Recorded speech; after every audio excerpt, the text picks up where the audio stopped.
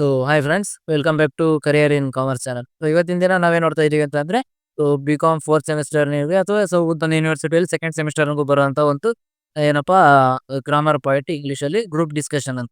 So group discussion ಅಂತ ಅಂದ್ರೆ ಮೊದಲನೇದಾಗಿ ಸೊ ಕ್ವಶನ್ಸ್ ಗಳನ್ನ ಡೈರೆಕ್ಟ್ ಆ ಗ್ರೂಪ್ ಡಿಸ್ಕಷನ್ ನ ಏನ್ ಮಾಡಿದೀನಿ. ಸೊ ಯಾವ ರೀತಿ ಕ್ವಶನ್ಸ್ ಬರ್ತವೆ, ನೀವು ಯಾವ ರೀತಿ ಅದಕ್ಕೆ ಆನ್ಸರ್ಸ್ ಬರೀಬೇಕು ಅಂತಂದು ಡೈರೆಕ್ಟ್ ಆ ಕ್ವಶನ್ಸ್ ಗಳನ್ನ ತಗೊಂಡಿದ್ವಿ. ಮೊದಲನೇದಾಗಿ 2 ಮಾರ್ಕ್ಸ್ ಕೇಳಬಹುದು, ವಾಟ್ ಈಸ್ ಗ್ರೂಪ್ ಡಿಸ್ಕಷನ್ ಅಂತ.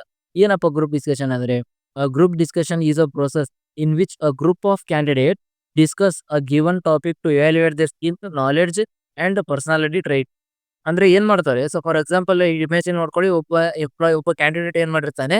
ಸೊ ಒಂದು ಜಾಬ್ಗೋಸ್ಕರ ಆಗಿರ್ಬೋದು, ಒಂದು ಜಾಬಿಗೆ ಏನ್ ಮಾಡ್ತಾರೆ, ಒಂದು ಕಂಪ್ನಿಯಲ್ಲಿ ಅಪ್ಲೈ ಮಾಡಿದಾಗ ಅವ್ರು ಏನ್ ಮಾಡ್ತಾರೆ, ಅವ್ರವ್ರ ಮಧ್ಯೆ ಬಂದಿರೋರ ಮಧ್ಯೆ ಅಥವಾ ಆಗಿರ್ಬೋದು, ಅಥವಾ ಕಂಪ್ನಿಯ ಮೆಂಬರ್ಸ್ ಗಳ ಜೊತೆ ಆಗಿರ್ಬೋದು, ಏನ್ ಮಾಡ್ತಾರೆ, ಒಂದು ಗ್ರೂಪ್ ಕ್ರಿಯೇಟ್ ಮಾಡ್ತಾರೆ. ಅದ ಸೊ ಗ್ರೂಪ್ ಕ್ರಿಯೇಟ್ ಮಾಡಿ ಏನ್ ಮಾಡ್ತಾರೆ, ಅವ್ರಿಗೆ ಒಂದು ಟಾಪಿಕ್ ಕೊಡ್ತಾರೆ. ಆ ಟೈಮಲ್ಲಿ ನೀವು ಅದರೊಳಗಡೆ ಕೊಟ್ಟಿರುವಂತಹ ಟಾಪಿಕ್ ಅನ್ನ ಯಾವ ರೀತಿ ಡಿಸ್ಕಸ್ ಮಾಡ್ತೀರಾ, ನಿಮ್ಮ ಒಂದು ಸ್ಕಿಲ್ಸ್ ಏನಿದಾವೆ, ಆ ರೀತಿ ನಿಮ್ಮ ಒಂದು ನಾಲೆಡ್ಜ್ ಗಳನ್ನ ನೀವು ಯಾವ ರೀತಿ ಇವ್ಯಾಲ್ಯೂಯೇಟ್ ಮಾಡ್ತೀರಾ, ಅದರ ಮೇಲೆ ಏನ್ ಮಾಡ್ತಾರೆ, ಒಂದು ಗ್ರೂಪ್ ಡಿಸ್ಕಷನ್ ಅನ್ನುವಂತ ಒಂದು ಪ್ರೋಸೆಸ್ ನಡೆಯುತ್ತೆ. ಹೌದಾ? So why is group discussion conducted? So ಈ ಗ್ರೂಪ್ ಡಿಸ್ಕಷನ್ ಅನ್ನುವಂಥದ್ದನ್ನ ಏನಕ್ಕೆ ಕಂಡಕ್ಟ್ ಮಾಡ್ತಾರೆ? ಹೌದಾ? ಸೊ ನೀವು ತಿಳ್ಕೊಲೇಬೇಕು. ಏನಕ್ಕಪ್ಪ ಅಂದ್ರೆ, ನೀವು ಮುಂದೆ ಜಾಬ್ ಹಂಟರ್ಸ್ ಆಗಿ ನೀವು ಕೂಡ ಜಾಬ್ ಹುಡ್ಕಕ್ ಹೋದ್ರಿ ಅಂತಂದ್ರೆ ನಿಮ್ಗೆ ಏನಾಗುತ್ತೆ ಅಂತಂದ್ರೆ, ಸೊ ಗ್ರೂಪ್ ಡಿಸ್ಕಷನ್ ಅನ್ನೋದನ್ನ ಕಂಡಕ್ಟ್ ಮಾಡಿದ್ರೆ ತಿಳ್ಕೊಬೇಕಲ್ವಾ, ನೀವು ಏನಕ್ಕೆ ಮಾಡ್ತಾರೆ, ಇದನ್ನ ಯಾವ ರೀತಿ ನಡೆಯುತ್ತಿದ್ದು ಅಂತ ಹೇಳ್ಬಿಟ್ಟು. ಸೊ ಹಾಗಾಗಿ ಗ್ರೂಪ್ ಡಿಸ್ಕಷನ್ ಕಂಡಕ್ಟೆಡ್ ಏನಕ್ಕಪ್ಪ, why is your group discussion conducted ಅಂದ್ರೆ, so to evaluate communication skills. ನಿಮ್ಮ ಒಂದು ಕಮ್ಯುನಿಕೇಶನ್ ಸ್ಕಿಲ್ಸ್ ಯಾವ ರೀತಿ ಇರುತ್ತೆ ಇನ್ನೊಬ್ಬರ ಜೊತೆ ಅನ್ನೋದು ಒಳಗಾಗಿರುತ್ತೆ. To assess leadership quality. ಹೌದಾ? ನಿಮ್ಮಲ್ಲಿರುವಂತಹ ಒಂದು ಲೀಡರ್ಶಿಪ್ ಕ್ವಾಲಿಟೀಸ್ ಏನಕ್ಕಪ್ಪ ಅಂತಂದ್ರೆ, ಫಾರ್ ಎಕ್ಸಾಂಪಲ್ ನಿಮ್ಮ ಗ್ರೂಪ್ ಅಲ್ಲಿ ಏನಾದ್ರು ಬೇರೆಯವರು ಬೇರೆ ತರ ಮಾತಾಡೋದಾಗಿರ್ಬೋದು, ಇರ್ರೆಸ್ಪಾನ್ಸಿಬಲ್ ಆಗಿ ಮಾತಾಡ್ತಾ ಇದ್ರು, ಸುಮ್ಮನೆ ಟೈಮ್ ವೇಸ್ಟ್ ಮಾಡ್ತಾ ಇದ್ರು ಅಂದ್ರೆ, ಆ ಟೈಮಲ್ಲಿ ನಿಮ್ಮ ಒಂದು ರಿಯಾಕ್ಷನ್ ಯಾವ ರೀತಿ ಇರುತ್ತೆ, ಸೊ ನಿಮ್ಮ ಒಂದು ಲೀಡರ್ಶಿಪ್ ಕ್ವಾಲಿಟಿ ನೀವು ಯಾವ ರೀತಿ ತೋರಿಸ್ಕೊಳ್ತೀರಾ ಅನ್ನುವಂಥದ್ದು ಕೂಡ ಅಸೆಸ್ ಮಾಡೋದು ಗೊತ್ತು. To test team work ability. ಹೌದಾ? ಸೊ ನಿಮಗೆ ಟೀಮ್ ಅಲ್ಲಿ ವರ್ಕ್ ಕೊಟ್ರೆ ನೀವು ಯಾವ ರೀತಿ ಮೇಂಟೈನ್ ಮಾಡಿ ವರ್ಕ್ ಅನ್ನ ಒಂದು ಅಚೀವ್ ಮಾಡ್ತೀರಾ ಅನ್ನೋದಾಗಿ, ಅಥವಾ ಇಂಡಿವಿಜುವಲ್ ಆಗಿ ಕೊಟ್ರೆ ನಿಮ್ಗೆ ಯಾವ ರೀತಿ ವರ್ಕ್ ಅಚೀವ್ ಮಾಡ್ತೀರಾ ಅನ್ನೋದನ್ನ ಜಡ್ಜ್ ಮಾಡೋದಕ್ಕೆ. To measure confidence level. ನಿಮ್ಮಲ್ಲಿರುವಂತಹ ಒಂದು ಕಾನ್ಫಿಡೆನ್ಸ್ ಲೆವೆಲ್ ಕೂಡ ಅಳತೆ ಮಾಡ್ಬೇಕು ಅವ್ರು, ಎಷ್ಟಿದೆ ಮೆಜರ್ಮೆಂಟ್ ಲೆವೆಲ್ ಅಂತ ಹೇಳ್ಬಿಟ್ಟು ಅದಕ್ಕೋಸ್ಕರ ಕೂಡ ಮಾಡ್ತಾರೆ. Okay. So to measure the confidence ಲೆವೆಲ್ಗೋಸ್ಕರ. So next to evaluate problem solving skill. ಅದೇ ನಿಮ್ಮಲ್ಲಿರುವಂತಹ ಒಂದು ಪ್ರಾಬ್ಲಮ್ ಸಾಲ್ವಿಂಗ್ ಸ್ಕಿಲ್ಸ್. ನಿಮಗೆ ಈಗ ಸಡನ್ ಆಗಿ ನಿಮಗೆ ಯಾರು ಪರಿಚಯ ಇರೋದಿಲ್ಲ ಆ ಕಂಪ್ನಿಯಲ್ಲಿ. ಹೌದಾ? ಅಲ್ಲಿ ಕರ್ಕೊಂಡೋಗಿ ನಿಮ್ದೇ ಆದಂತಹ ಒಂದು ಗ್ರೂಪ್ ಕ್ರಿಯೇಟ್ ಮಾಡಿ, ಸೊ ನಿಮಗೆ ಒಂದು ಪ್ರಾಬ್ಲಮ್ ಕೊಟ್ಟಿದ್ದಾರೆ, ನಿಮ್ಗೊಂದು ಸಿಚುವೇಶನ್ ಕೊಟ್ಟಿದ್ದಾರೆ ಅನ್ನುವಾಗ, ಸೊ ಅದನ್ನ ಯಾವ ರೀತಿ ನೀವು ಅರ್ಥ ಮಾಡ್ಕೊಂತೀರಾ, ಅದನ್ನ ಯಾವ ರೀತಿ ಸಾಲ್ವ್ ಮಾಡ್ತೀರಾ ಅನ್ನುವಂತ ಒಂದು ಸ್ಕಿಲ್ಸ್ ಅನ್ನು ಕೂಡ ಏನ್ ಮಾಡ್ತಾರೆ, ಸೊ ಇವ್ಯಾಲ್ಯೂಯೇಟ್ ಮಾಡ್ತಾರೆ. To identify suitable candidate. ಅವರ ಕಂಪನಿಗಾಗಿರ್ಬೋದು, ಅವರ ಆರ್ಗನೈಸೇಷನ್ಗೆ ಆಗಿರ್ಬೋದು, ಬೇಕಾಗಿರುವಂತಹ ಸುಟಬಲ್ ಕ್ಯಾಂಡಿಡೇಟ್ಸ್ ನೀವೇನಾ ಅಂತ ಹೇಳ್ಬಿಟ್ಟು ಸೊ ಐಡೆಂಟಿಫೈ ಮಾಡೋದಕ್ಕೋಸ್ಕರ ಏನ್ ಮಾಡ್ತಾರೆ, ಗ್ರೂಪ್ ಡಿಸ್ಕಷನ್ ಅನ್ನೋದನ್ನ ಕಂಡಕ್ಟ್ ಮಾಡ್ತಾರೆ. ಸೊ ಇದು ಕೂಡ 5 ಮಾರ್ಕ್ಸ್ಗೆ ಬರುವಂತಹ ಒಂದು question. So next third question, group discussion ಮೇಲೆ ಏನ್ ಬರ್ಬೋದು, what skills and personality traits are assess. ಹೌದಾ? ಯಾವ ರೀತಿಯಾದಂತಹ ಸ್ಕಿಲ್ಸ್ ಗಳು ಮತ್ತು ಯಾವ ರೀತಿಯಾದಂತಹ ಪರ್ಸನಾಲಿಟಿಗಳನ್ನ ಅವರು ನಮ್ಮ ಕಡೆಯಿಂದ ಎಕ್ಸ್ಪೆಕ್ಟ್ ಮಾಡ್ತಾರೆ, ಅಸೆಸ್ ಮಾಡ್ತಾರೆ ಅಂತ ಅಂದ್ರೆ, ಸೊ ಮೊದಲನೇದಾಗಿ ಕಮ್ಯುನಿಕೇಶನ್ ಸ್ಕಿಲ್. ನಿಮ್ಮ ಒಂದು ಕಮ್ಯುನಿಕೇಶನ್ ಸ್ಕಿಲ್ಸ್ ಬೇರೆಯವ್ರ ಜೊತೆ ಯಾವ ರೀತಿ ಇರುತ್ತೆ ಅನ್ನೋದು. ನೆಕ್ಸ್ಟ್ ಬಂದ್ಬಿಟ್ಟು ಲೀಡರ್ಶಿಪ್ ಸ್ಕಿಲ್. ಹೌದಾ? ಟೀಮ್ ಏನೋ ಒಂದು ಮಾಡ್ತಾ ಇದೆ ಅನ್ನೋ ಟೈಮಲ್ಲಿ ನೀವು ಯಾವ ರೀತಿ ಟೀಮ್ ಲೀಡರ್ ಆದ್ರೆ ನಿಮ್ಮ ಒಂದು ಲೀಡ್ ಮಾಡ್ಕೊಂಡು ಹೋಗ್ತೀರಾ ಮುಂದಕ್ಕೆ ತಗೊಂಡು ಅಂತ ಹೇಳಿ. Next team work. ಹೌದಾ? ಟೀಮ್ ಕೊಟ್ಟಿರ್ತಾರೆ ಅನ್ನುವಂಥ ಟೈಮಲ್ಲಿ ಆ ಟೀಮ್ ವರ್ಕ್ ಅನ್ನ ನೀವು ಯಾವ ರೀತಿ ನಡ್ಸ್ಕೊಂಡು ಹೋಗ್ತೀರಾ, ಸೊ ಪ್ರತಿ ಟೀಮ್ ನಲ್ಲಿರುವಂತ ಪ್ರತಿ ಮೆಂಬರ್ನು ಕೂಡ ಇನ್ವಾಲ್ವ್ ಮಾಡ್ಕೊಂಡು ಯಾವ ರೀತಿ ಕರ್ಕೊಂಡು ಹೋಗ್ತೀರಾ. So listening skill. ಹೌದಾ? ಸೊ ನೀವು ಟೀಮ್ ಲೀಡರ್ ಆಗಿರ್ತೀರಾ ಅಥವಾ ನಿಮ್ಮ ಒಂದು ಗ್ರೂಪ್ ಡಿಸ್ಕಷನ್ ನಡೀತಾ ಇದೆ ಅನ್ನುವಾಗ, ಸೊ ಪ್ರತಿಯೊಬ್ರು ಏನ್ ಹೇಳ್ತಾ ಇದ್ದಾರೆ ಅನ್ನುವಂಥದ್ದನ್ನ ಕೇಳಿಸ್ಕೋಬೇಕು. ಹಾಗಾಗಿ ನಿಮ್ಗೆ ಇಂಪಾರ್ಟೆಂಟ್ಲಿ ಬೇಕಾಗಿರುವಂತದ್ದು ಏನು, ಲಿಸನಿಂಗ್ ಸ್ಕಿಲ್. ಸೊ ನೆಕ್ಸ್ಟ್ ಬಂದ್ಬಿಟ್ಟು ಕಾನ್ಫಿಡೆನ್ಸ್ ಅಂತ. ಸೊ ಕಾನ್ಫಿಡೆನ್ಸ್ ಅಂತಂದ್ರೆ ನಿಮ್ಮಲ್ಲಿರುವಂತ ಒಂದು ಕಾನ್ಫಿಡೆನ್ಸ್ ಲೆವೆಲ್. ಸೊ ಯಾರೋ ಒಬ್ರು ಏನೋ ತಪ್ಪು ಹೇಳ್ತಾ ಇದ್ದಾರೆ ಅನ್ನುವಾಗ, ನೀವು ಅದಕ್ಕೆ ಬೇಕಾಗಿರೋ ಇದು ತಪ್ಪು ಇದು ಸರಿ ಅಂತಂದು ಎಷ್ಟು ಕಾನ್ಫಿಡೆಂಟ್ ಆಗಿ ಅವ್ರ ಜೊತೆ ಮಾತಾಡ್ತೀರಾ ಅಂತ ಕಾನ್ಫಿಡೆನ್ಸ್. ಸೊ ನೆಕ್ಸ್ಟ್ ಬಂದ್ಬಿಟ್ಟು ಕ್ರಿಯೇಟಿವಿಟಿ. ಅಂದ್ರೆ ಯಾರೋ ಒಬ್ರು ಐಡಿಯಾ ಕೊಟ್ಟಿದ್ದಾರೆ, ಏನೋ ಒಂದು ಟಾಪಿಕ್ ಕೊಟ್ಟಿದ್ದಾರೆ, ಒಂದು ಪ್ರಾಬ್ಲಮ್ ಕೊಟ್ಟಿದ್ದಾರೆ ಅಂದ್ರೆ, ಸೊ ನಾವು ಈ ರೀತಿನೂ ಇದನ್ನ ಸಾಲ್ವ್ ಮಾಡ್ಬೋದು, ಸೊ ಒಂದು ಹೊಸ ರೀತಿಯಲ್ಲಿ ಇದನ್ನ ಸಾಲ್ವ್ ಮಾಡ್ಬೋದು ಅನ್ನೋದನ್ನ ಹೇಳೋದು ಕ್ರಿಯೇಟಿವಿಟಿ ಅಂತ ಹೇಳ್ತಾರೆ. ಸೊ ನೆಕ್ಸ್ಟ್ ಅನಲೈಟಿಕಲ್ ಥಿಂಕಿಂಗ್ ಅಂತ ಹೇಳ್ತಾರೆ. ಅನಲೈಟಿಕಲ್ ಥಿಂಕಿಂಗ್ ಅಂದ್ರೆ, ಸೊ ಪ್ರತಿಯೊಂದನ್ನು ಕೂಡ ಮುಂಚೆನೆ ಯೋಚನೆ ಮಾಡ್ಕೊಂಡು ಸೊ ಥಿಂಕ್ ಮಾಡುವಂಥದ್ದು. ಹೌದಾ? ಸೊ ಅನಲೈಟಿಕಲ್ ಥಿಂಕಿಂಗ್ ಅಂತ ಅಂದ್ರೆ, ಅವನೇ ಒಂದು ಕೆಲಸ ಮಾಡ್ತೀವಿ ಅಂತಂದ್ರೆ, ಸೊ ಅದರ ಎಲ್ಲಾ ರೀತಿಯಾದಂತ ಅಂದ್ರೆ ಒಂದು 360 ಡಿಗ್ರಿ ಕೂಡ ನಾವು ವೆರಿಫಿಕೇಶನ್ ಮಾಡುವಂಥದ್ದು. ಆ ರೀತಿ ಮಾಡಿ ಥಿಂಕ್ ಮಾಡುವಂಥದ್ದು. ಸೊ ಏನಾದ್ರು ಬ್ಯಾಕ್ ಗ್ರೌಂಡ್ ನಾಯ್ಸ್ ಅಲ್ಲಿ ಸ್ವಲ್ಪ ತೊಂದರೆ ಆಗ್ತಾ ಇತ್ತು ಅಂದ್ರೆ, ಸೊ ನಾವು ಅದನ್ನ ರಿಮೂವ್ ಮಾಡೋಕೆ ಟ್ರೈ ಮಾಡಿರ್ತೀವಿ. ಸೊ ಅದು ಇನ್ನೂ ರಿಮೂವ್ ಆಗಿಲ್ಲ ಅಂತಂದ್ರೆ ಇಟ್ ತುಂಬಾ ಜಾಸ್ತಿ ಆಗಿರುತ್ತೆ ಅಂತ. ಸೊ ಅಲ್ಲಿಗೆ ಏನಾಗಲ್ಲ, ಮುಂದಕ್ಕೆ ಹೋಗೋಣ. ನೆಕ್ಸ್ಟ್ ಬಂದ್ಬಿಟ್ಟು ಪಾಸಿಟಿವ್ ಆಟಿಟ್ಯೂಡ್. ನಿಮ್ಮಲ್ಲಿರುವಂತ ಪಾಸಿಟಿವ್ ಆಟಿಟ್ಯೂಡ್ ಅಂದ್ರೆ, ಸೊ ಯಾವ ರೀತಿ ನೀವು ಈಗ ಫಾರ್ ಎಕ್ಸಾಂಪಲ್ ಒಂದು ಗ್ರೂಪ್ ಮಾಡಿದ್ದಾರೆ, ಸೊ ಅವ್ರವ್ರು ಏನೋ ಮಾತಾಡ್ಕೊಂತ ಇದ್ದಾರೆ, ನಮಗೇನಪ್ಪ ನಮ್ಗೇನ್ ಸಂಬಂಧ, ಆ ರೀತಿ ಸುಮ್ಮನೆ ಕುತ್ಕೊಳ್ಳೋದು, ಆ ರೀತಿ ಮಾಡ್ತೀರಾ ಇಲ್ವೋ, ಪಾಸಿಟಿವ್ ಆಗಿ ನಿಮ್ದು ಒಂದು ಸ್ಟ್ಯಾಂಡ್ ಅನ್ನುವಂಥದ್ದನ್ನ ತಗೊಂತೀರಾ. ಸೊ ನೆಕ್ಸ್ಟ್ ಆ ರೀತಿಯಾದಂತ ಸ್ಕಿಲ್ಸ್ಗಳು. ಡಿಸಿಷನ್ ಮೇಕಿಂಗ್ ಎಬಿಲಿಟಿ, ನಿಮ್ಮಲ್ಲಿ ಡಿಸಿಷನ್ ಮೇಕಿಂಗ್ ಎಬಿಲಿಟಿ ಎಷ್ಟಿದೆ? ಸೊ ಯಾವ ರೀತಿಯಾದಂಥ ಡಿಸಿಷನ್ಸ್‌ಗಳನ್ನ ನೀವು ತಗೊಂತೀರಾ? ನಿಮಗೆ ಅದರಲ್ಲಿ ಯಾವ ರೀತಿಯಾದಂಥ ಸ್ಪೆಷಲ್ ಸ್ಕಿಲ್ಸ್‌ಗಳಿದಾವೆ ಅಂತ ಹೇಳ್ಬಿಟ್ಟು ಆ ರೀತಿಯಾದಂಥ ಎಬಿಲಿಟಿಯನ್ನು ನೋಡ್ತಾರೆ. ಇಂಟರ್ ಪರ್ಸನಲ್ ಸ್ಕಿಲ್ಸ್ ಅಂತಂದ್ರೆ ನಿಮ್ಮ ಪರ್ಸನಲ್ ಆಗಿ ಯಾವ ರೀತಿಯಾದಂಥ ಸ್ಕಿಲ್ಸ್‌ಗಳಿರುತ್ತೆ. ಸೊ ನಿಮಗೆ ಕಂಪ್ಯೂಟರ್ ನಾಲೆಡ್ಜ್ ಇರುತ್ತೆ. ಸೊ ನಿಮಗೆ ಕಂಪ್ಯೂಟರ್ ಕೊಡೋ ತನಕ ಅವ್ರಿಗೆ ಗೊತ್ತಿರಲ್ಲ. ಹೌದಾ? ಸೊ ನಿಮ್ಮಲ್ಲಿ ಈಗ ಫಾರ್ ಎಕ್ಸಾಂಪಲ್ ಏನಿರುತ್ತೆ, ಏನೋ ಒಂದು ಕ್ವಿಕ್ ಥಿಂಕ್ ಮಾಡುವಂಥದ್ದಾಗಿರ್ಬೋದು, ನಿಮ್ಮಲ್ಲಿ ಏನೋ ಒಂದು ನಾಲೆಡ್ಜ್ ತುಂಬಾ ಇರುತ್ತೆ. ಬಟ್ ಅದು ಅವ್ರಿಗೆ ಗೊತ್ತಿರಲ್ಲ. ಸೊ ಆ ಇಂಟರ್ ಪರ್ಸನಲ್ ಸ್ಕಿಲ್ಸ್‌ಗಳು ಕೂಡ ಅವೈಲೇಬಲ್ ಮಾಡಿ. How is your performance judge? ಹೌದಾ? ಸೊ ಈಗ ನೀವು ಇಷ್ಟೆಲ್ಲ ಮಾಡ್ತಾ ಇದ್ದೀರಾ. ಸೊ ಲೀಡರ್‌ಶಿಪ್ ಕ್ವಾಲಿಟಿ ತೋರಿಸ್ಕೊತಾ ಇದ್ದೀರಾ. ನಿಮ್ಮ ಡಿಸಿಷನ್ ಮೇಕಿಂಗ್ ಎಬಿಲಿಟಿ ತೋರಿಸ್ಕೊತಾ ಇದ್ದೀರಾ. ಹೌದಾ? ಅದನ್ನ ಯಾವ ರೀತಿ ಜಡ್ಜ್ ಮಾಡ್ತಾರೆ ಪರ್ಫಾರ್ಮೆನ್ಸ್ ಅನ್ನೋದ್ರೆ, ಸೊ ಕ್ವಾಲಿಟಿ ಆಫ್ ಐಡಿಯಾಸ್. ಏನೋ ಒಂದು ಪ್ರಾಬ್ಲಮ್ ಕೊಟ್ಟಿದ್ದಾರೆ. ನಾವು ಈ ರೀತಿನೂ ಸಾಲ್ವ್ ಮಾಡ್ಬೋದು ಅಂತ ನೀವು ಒಂದು ಐಡಿಯಾ ಕೊಟ್ರಿ ಅಂದ್ರೆ ಅದಕ್ಕೆ ಎಷ್ಟು ವೇಟೇಜ್ ಇದೆ. ಹೌದಾ? ಅದ್ರ ಮೇಲೆ ಅಸೆಸ್ ಮಾಡ್ತಾರೆ. So subject knowledge. ಹೌದಾ? ನಿಮ್ಗೆ ಏನೊಂದು ಟಾಪಿಕ್ ಕೊಟ್ಟಿರ್ತಾರಲ್ಲ ಅದ್ರ ಬಗ್ಗೆ ನಿಮಗಿರುವಂತ ಒಂದು ನಾಲೆಡ್ಜ್, ನಿಮಗಿರುವಂತ ಒಂದು ಕ್ಯೂರಿಯಾಸಿಟಿ, ಇಂಟ್ರೆಸ್ಟ್ ಏನಿರುತ್ತಲ್ಲ, ಸೊ ಅದರ ಮೇಲೆ ಜಡ್ಜ್ ಮಾಡ್ತಾರೆ. Next clarity of speech. ಹೌದಾ? ಕ್ಲಾರಿಟಿ ಆಫ್ ಸ್ಪೀಚ್ ಅಂದ್ರೆ ನೀವು ಎಷ್ಟು ಕನ್ವೀನಿಯನ್ಸ್ ಆಗಿ ಮಾತಾಡ್ತೀರಾ, ಎದುರುಗಡೆ ಇರೋರಿಗೆ ಯಾವುದೇ ರೀತಿ ಕನ್ಫ್ಯೂಷನ್ ಆಗದೆ ಇರೋ ತರ ಅದು. Next confidence level.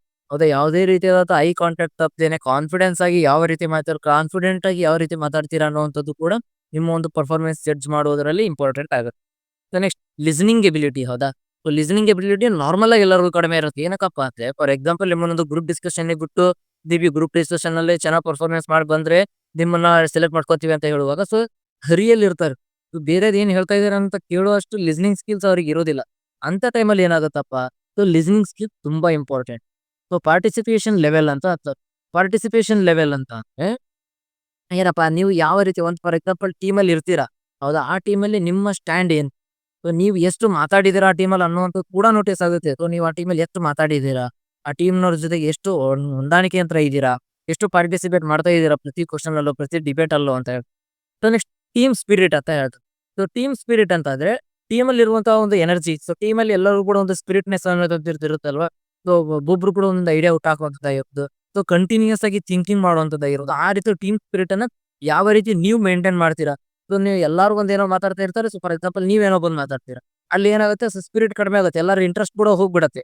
ಆ ರೀತಿ ಟೀಮ್ ಸ್ಪಿರಿಟ್ ಅನ್ನ ಎಷ್ಟು ಮೇಂಟೈನ್ ಮಾಡ್ತೀರಾ. ನೆಕ್ಸ್ಟ್ ಲೀಡರ್‌ಶಿಪ್ ಕ್ವಾಲಿಟೀಸ್ ಅಂತ ಹೇಳ್ತಾರೆ.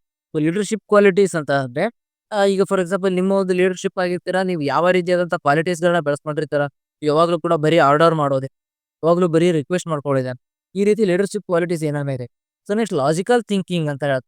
ಸೊ ಎಲ್ಲಾರು ನಾರ್ಮಲ್ ಥಿಂಕಿಂಗ್ ಮಾಡ್ತಾ ಇರ್ತಾರೆ. ಬಟ್ ಎಲ್ಲರಿಗಿಂತ ಬಿಟ್ಟು ನೀವು ಇನ್ನೂ ಅಂತಾರ. ಸೊ ನಾವು ಈ ರೀತಿನೂ ಮಾಡ್ಬೋದು. ಸೊ ಇನ್ನೋವೇಟಿವ್ ಆಗಿ ಲಾಜಿಕಲ್ ಆಗಿ ಥಿಂಕಿಂಗ್ ಮಾಡೋದ್ರಿಂದ ನಿಮ್ಮ ಪರ್ಫಾರ್ಮೆನ್ಸ್‌ನ ಜಡ್ಜ್ ಮಾಡ್ತಾರೆ. ಸೊ ಓವರ್ ಆಲ್ ಬಿಹೇವಿಯರ್ ಯಾವ ರೀತಿ ಇರ್ಬೇಕಪ್ಪ ನಿಮ್ದು ಅಂತ ಅಂದ್ರೆ, ಸೊ ಓವರ್ ಆಲ್ ಬಿಹೇವಿಯರ್ ಬಂದ್ಬಿಟ್ಟು ಆ ಒಂದು ಇದರ ನಂತರ ನೀವು ಹೋಗಿ ಗ್ರೂಪ್ ಅಲ್ಲಿ ಸೇರ್ಕೊಂಡು ಗ್ರೂಪಿಂದ ಹೊರಗಡೆ ಬರೋವರೆಗೂ ಕೂಡ ನಿಮ್ಮ ಒಂದು ಬಿಹೇವಿಯರ್, ನಿಮ್ಮ ಒಂದು ಹಾವಭಾವ, ಮುಖದ ಭಾವನೆ ಯಾವ ರೀತಿ ಇರುತ್ತೆ ಅನ್ನೋದ್ರ ಮೇಲೆ ಕೂಡ ಏನಾಗಿರುತ್ತೆ, ನಿಮ್ಮ ಒಂದು ಪರ್ಫಾರ್ಮೆನ್ಸ್ ಅನ್ನುವಂಥದ್ದು ಜಡ್ಜ್ ಆಗುತ್ತೆ. ಹೌದಾ? So fifth question, how to participate in a group discussion.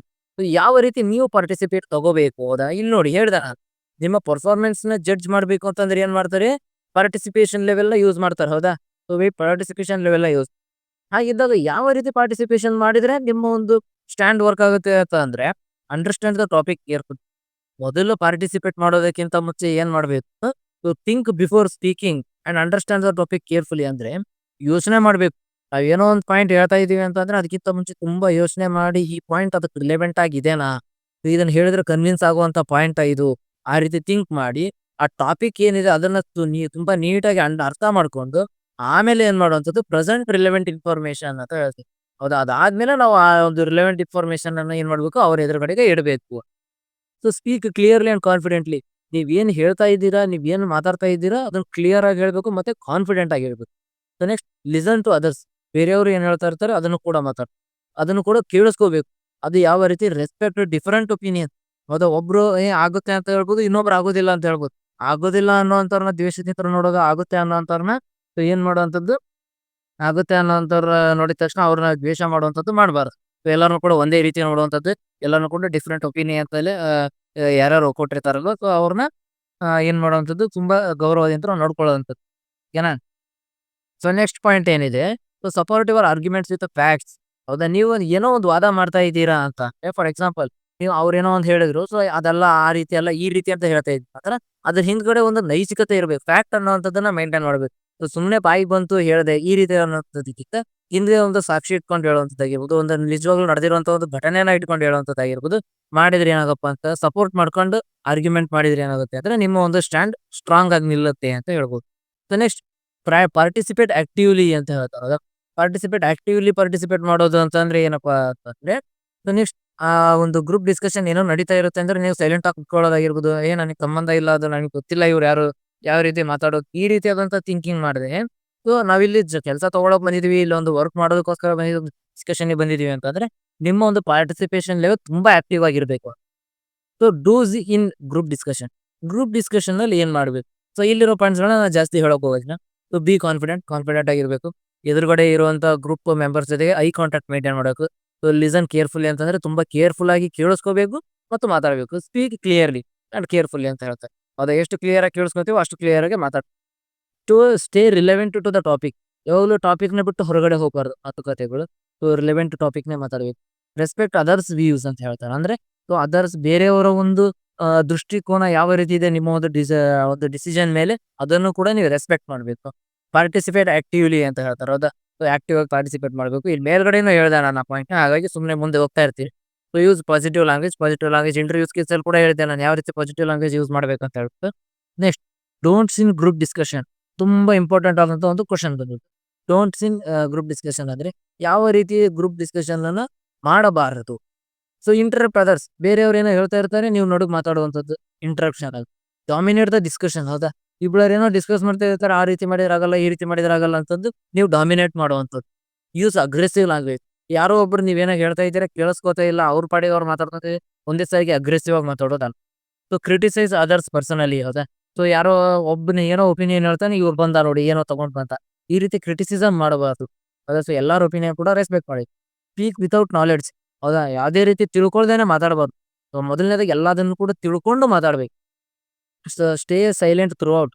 So ಏನ್ ಮಾಡ್ಬೇಕು ಅಂತಂದ್ರೆ ಪೂರ್ತಿ ಡಿಸ್ಕಷನ್ ಮುಗಿಯೋವರೆಗೂ ಕೂಡ ಸೈಲೆಂಟ್ ಆಗಂತೂ ಕೂತ್ಕೋಬಾರ್ದು. ಸೊ ಮಾತಾಡ್ತಾ ಇರ್ಬೇಕು. ಸೊ ಲೂಸ್ ಟೆಂಪರ್ ಆಗಿ, ಸೊ ಟೆಂಪರ್ ಕಳ್ಕೊಳ್ಳೋದು, ಗೋ ಆಫ್ ದ ಟಾಪಿಕ್ ಅಂದ್ರೆ ಟಾಪಿಕ್ ನ ಬಿಟ್ಟು ಹೊರಗಡೆ ಮಾತಾಡೋದಾಗಿ ಮಾಡಬಾರ್ದು.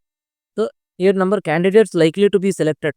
ಯಾವ ತರದ ಕ್ಯಾಂಡಿಡೇಟ್ಸ್ ಗಳು ಸೆಲೆಕ್ಟ್ ಆಗ್ತಾರೆ, candidate likely to be rejected ಅಂತಂದ್ರೆ ಯಾವ ತರದ ಕ್ಯಾಂಡಿಡೇಟ್ಸ್ ಗಳು ರಿಜೆಕ್ಟ್ ಆಗ್ತಾರೆ, ಆ ಪಾಯಿಂಟ್ಸ್ ಗಳನ್ನ ನೋಡಿ. ಸೊ ಗುಡ್ ಕಮ್ಯುನಿಕೇಟರ್ಸ್ ಯಾರು ಇರ್ತಾರೆ ಅವ್ರು ಸೆಲೆಕ್ಟ್ ಆಗ್ತಾರೆ. ಕಾನ್ಫಿಡೆಂಟ್ ಆಗಿ ಪಾರ್ಟಿಸಿಪೇಟ್ ಮಾಡುವಂತವ್ರು ಸೆಲೆಕ್ಟ್ ಆಗ್ತಾರೆ. ಲಿಸನಿಂಗ್ ಸ್ಕಿಲ್ ಯಾರು ಚೆನ್ನಾಗಿರುತ್ತಲ್ವ, ಯಾರು ತುಂಬಾ ಚೆನ್ನಾಗಿ ಕೇಳಿ ಎಕ್ಸ್ಪ್ಲೇನ್ ಅವ್ರ ಬಗ್ಗೆ ಮಾತಾಡ್ತಾರಲ್ವ, ಅವ್ರದ್ದು ಸೆಲೆಕ್ಟ್ ಆಗ್ತಾರೆ. ಟೀಮ್ ಪ್ಲೇಯರ್ಸ್ ಗಳು ಅಂದ್ರೆ ಟೀಮ್ ಅಲ್ಲಿ ಇರುವಂತ ಪ್ಲೇಯರ್ಸ್ ಗಳು ಯಾವ ತರದ ಅವ್ರ ಜೊತೆಗೆ ಒಂದು ಒಡನಾಟ ಹೊಂದ್ಕೊಂಡಿರ್ತಾರೆ, ಅವ್ರು ಸೆಲೆಕ್ಟ್ ಆಗ್ತಾರೆ. ಪಾಸಿಟಿವ್ ಥಿಂಕರ್ಸ್, ಲಾಜಿಕಲ್ ಥಿಂಕರ್ಸ್ ಆಗಿ, ಅಂದ್ರೆ ಪಾಸಿಟಿವ್ ಆಗಿ ಥಿಂಕ್ ಮಾಡಬೇಕು, ಪ್ಲಸ್ ಲಾಜಿಕಲ್ ಆಗಿ ಥಿಂಕ್ ಮಾಡಬೇಕು. ಲಾಜಿಕಲ್ ಆಗಿ ಯಾವ ರೀತಿ, ಎಲ್ಲರೂ ಯೋಚನೆ ಮಾಡತ್ತವ್ರಲ್ಲ, ಇನ್ನು ಬೇರೆ ತರ ಯೋಚನೆ ಮಾಡುವಂತದ್ದಾಗಿ. ಸೊ ಲೀಡರ್ಶಿಪ್ ಅನ್ನ ಯಾರು ನೀವು ಅಳವಡಿಕೆ ಮಾಡ್ಕೊಂತ ಇರ್ತೀರಾ ಅವರು ಸೆಲೆಕ್ಟ್ ಆಗ್ತಾರೆ. ಆಕ್ಟಿವ್ ಆಗಿ ಪಾರ್ಟಿಸಿಪೇಟ್ ಮಾಡುವಂತವ್ರು, ರೆಸ್ಪೆಕ್ಟ್ಫುಲ್ ಕ್ಯಾಂಡಿಡೇಟ್ಸ್ ಗಳು ಮಾತ್ರ ಸೆಲೆಕ್ಟ್ ಆಗ್ತಾರೆ. ಹೌದಾ? ಸೊ ಯಾರು ಸೆಲೆಕ್ಟ್ ಆಗೋದಿಲ್ಲ. ಇಷ್ಟು ಸೆಲೆಕ್ಟ್, ಈ ತರದ ಕ್ವಶನ್ಗಳು 99% ಬರ್ತವೆ. ಯೂಟ್ಯೂಬ್ ಫಿಕ್ಸ್ ಅನ್ಕೊಳ್ಳಿ ಒಂದು ಕ್ವಶನ್. ಹೌದಾ? So question paper model paper ಅಲ್ಲಿ ಕೂಡ ನೋಡಿದ್ವಿ, ಅದರಲ್ಲಿ ಕೂಡ ಗೊತ್ತಾಯ್ತು. Next, candidates likely to be rejected. ಯಾರು ರಿಜೆಕ್ಟ್ ಆಗ್ತಾರೆ? ಪುವರ್ ಕಮ್ಯುನಿಕೇಟರ್, ಅಂದ್ರೆ ಯಾರು ಕಡಿಮೆ ಮಾತಾಡ್ತಾರೆ ಅವ್ರದ್ದು ರಿಜೆಕ್ಟ್ ಆಗ್ತಾರೆ. ಪ್ಯಾಸಿವ್ ಪಾರ್ಟಿಸಿಪೇಟ್, ಇವ್ರು ಏನೇನೋ ಡಿಸ್ಕಷನ್ ಮಾಡ್ತಾ ಇದಾರೆ, ನನಗೆ ಸಂಬಂಧ ಇಲ್ಲ ಅನ್ನೋ ರೀತಿ ಕುತ್ಕೊಂಡು ರಿಜೆಕ್ಟ್ ಆಗ್ತಾರೆ. ಪುವರ್ ಲಿಸನರ್ಸ್ ಅಂತ, ಅಂದ್ರೆ ಯಾರು ನಿಧಾನಕ್ಕೆ ಕೇಳಿಸ್ಕೋತಾರಲ್ವಾ, ಸೊ ಅಂದ್ರೆ ಪುವರ್ ಲಿಸನರ್ಸ್ ಅಂದ್ರೆ ಯಾರು ಹೇಳೋದು, ಬೇರೆಯವ್ರು ಹೇಳೋದನ್ನ ಕೇಳಿಸ್ಕೊಳ್ಳೋದೇ ಇಲ್ಲ, ಅವರು ಆಗ್ತಾರೆ. ನೆಕ್ಸ್ಟ್, ಅಗ್ರೆಸಿವ್ ಕ್ಯಾಂಡಿಡೇಟ್ಸ್, ತುಂಬಾ ಅಗ್ರೆಸಿವ್ ಆಗಿ ಯಾರು ಮಾತಾಡ್ತಾರೆ ಅವರು ರಿಜೆಕ್ಟ್ ಆಗ್ತಾರೆ. ಸೊ ನೆಗೆಟಿವ್ ಥಿಂಕರ್ಸ್ ಆಗಿರ್ಬೋದು, ಓವರ್ ಕಾನ್ಫಿಡೆಂಟ್ ಆಗಿರ್ಬೋದು. Candidates with poor subject knowledge, ಯಾರಿಗೆ ಸಬ್ಜೆಕ್ಟ್ ನಾಲೆಡ್ಜ್ ಕಡಿಮೆ ಇರುತ್ತೆ ಅವರು. ಸೊ ಹೂ ಇಂಟರಪ್ಟ್ ಅದರ್ಸ್, ಬೇರೆಯವರ ಒಂದು ಡಿಸ್ಕಷನ್ ಅನ್ನ ಯಾರು ಇಂಟರಪ್ಟ್ ಮಾಡ್ತಾರೆ ಅವರು. So candidates who go off the topic, ಯಾರು ಟಾಪಿಕ್ ನ ಬಿಟ್ಟು ಹೊರಗಡೆ ಬೇರೆದ್ರ ಬಗ್ಗೆ ಮಾತಾಡ್ತಾ ಇರ್ತಾರೆ ಜಾಸ್ತಿ, ಅವ್ರು ಆಗಿರ್ಬೋದು. So candidates lacking team spirit ಅಂತ ಅಂದ್ರೆ ಒಂದು ಟೀಮ್ ಸ್ಪಿರಿಟ್ ಅನ್ನ ಯಾರು ಜಾಸ್ತಿ ಮೇಂಟೈನ್ ಮಾಡೋದಿಲ್ಲಲ್ಲ ಕ್ಯಾಂಡಿಡೇಟ್, ಅವರುಗಳು ರಿಜೆಕ್ಟ್ ಆಗ್ತಾರೆ. ಸೊ ಈ ಎರಡರಲ್ಲಿ ನಮ್ಮ ಒಂದು ಎಕ್ಸ್ಪೀರಿಯನ್ಸ್ ಹೇಳ್ಬೇಕಂದ್ರೆ ಈ ಎರಡರಲ್ಲಿ ಒಂದು ಕ್ವಶನ್ ಅಂತ ಬರುವಂತ ಚಾನ್ಸಸ್ ಇರುತ್ತೆ. ಇಲ್ಲ ಅಂತಂದ್ರೆ ಸೊ ನಾನು ಇಲ್ಲಿ ಏನು 8 to 9 to 10 ಕ್ವಶನ್ ಕೊಟ್ಟಿದ್ದೇನಲ್ವ, ಇಷ್ಟು ಕ್ವಶನ್ ಅಲ್ಲಿ ಗ್ರೂಪ್ ಡಿಸ್ಕಷನ್ ಮೇಲೆ ಒಂದು ಕ್ವಶನ್ ಮಾತ್ರ ಫಿಕ್ಸ್ ಆಗಿ ಬಂದೇ ಬರುತ್ತೆ. ಸೊ ಇದು ಒಂದು PDF ನ ನಾನು ವೆಬ್ಸೈಟ್ ಅಲ್ಲಿ ಆಲ್ರೆಡಿ ಅಪ್ಲೋಡ್ ಮಾಡಿರ್ತೀನಿ. ಮಾಡಿ ಅದರ ಲಿಂಕ್ ಅನ್ನು ಕೂಡ ಡಿಸ್ಕ್ರಿಪ್ಷನ್ ಬಾಕ್ಸ್ ನಲ್ಲಿ ಕೊಟ್ಟಿರ್ತೀನಿ. ಆಸ್ ಯೂಶುವಲ್ ನಮ್ಮ ಒಂದು ವಾಟ್ಸ್ಆಪ್ ಗ್ರೂಪ್ ಲಿಂಕ್ ಆಗಿರ್ಬೋದು, ಆಮೇಲೆ ಟೆಲಿಗ್ರಾಮ್ ಚಾನಲ್ ಲಿಂಕ್ ಆಗಿರ್ಬೋದು, ಅದನ್ನು ಕೂಡ ಕೊಟ್ಟಿರ್ತೀನಿ. ನೀವು ಅದರಿಂದ ಡೈರೆಕ್ಟ್ ಆಗಿ ನಮ್ಮ ಜೊತೆ ಕಮ್ಯುನಿಕೇಶನ್ ಮಾಡ್ಬೋದು. ಈಗ ಆಲ್ರೆಡಿ ತುಂಬಾ ಜನ ಇದರ ಒಂದು ಬೆನಿಫಿಟ್ ತಗೊಳ್ತಾ ಇದ್ದಾರೆ. ಮತ್ತೆ ಯಾವ್ದಾದ್ರು ವಿಡಿಯೋಸ್ಗಳು ಬೇಕು ಅಂದ್ರೆ ನೀವು ಪರ್ಸನಲ್ ಆಗಿ ಮೆಸೇಜ್ ಮಾಡ್ತಾ ಇದ್ರಿ ಇಷ್ಟು ದಿನ, ಬಟ್ ಈಗ ಕಮೆಂಟ್ಸ್ ಅಲ್ಲಿ ಯೂಸ್ ಮಾಡಿ ಕಮೆಂಟ್ಸ್ ಅಲ್ಲಿ ಹಾಕ್ತಾ ಇದೀರಾ, ಸರ್ ಇದ್ರ ಮೇಲೆ ವಿಡಿಯೋ ಮಾಡ್ರಿ ಅಂತ ಹೇಳ್ಬಿಟ್ಟು ತುಂಬಾ ಖುಷಿ ಆಗ್ತಾ ಇದೆ. ಹಾಗಾಗಿ ಅದ್ರ ಮೇಲೆ ಏನ್ ಕೇಳ್ತಾ ಇದ್ರೆ ಅವನ್ನೇ ವಿಡಿಯೋಸ್ಗಳಾಗಿ ಮಾಡ್ತಾ ಇದ್ವಿ. ಸೊ ಇದೇ ರೀತಿ ಕಂಟಿನ್ಯೂಸ್ ವಿಡಿಯೋಗಳಿಗೆ ಕರಿಯರ್ ಇನ್ ಕಾಮರ್ಸ್ ಚಾನಲ್‌ಗೆ ಸಬ್ಸ್ಕ್ರೈಬ್ ಆಗಿರಿ. ಇದೇ ರೀತಿ ಸಪೋರ್ಟ್ ಮಾಡ್ತಾ ಇರಿ. ಮತ್ತೆ ಮುಂದಿನ ವಿಡಿಯೋದಲ್ಲಿ ಮತ್ತೆ ಭೇಟಿಯಾಗೋಣ. Thank you very much.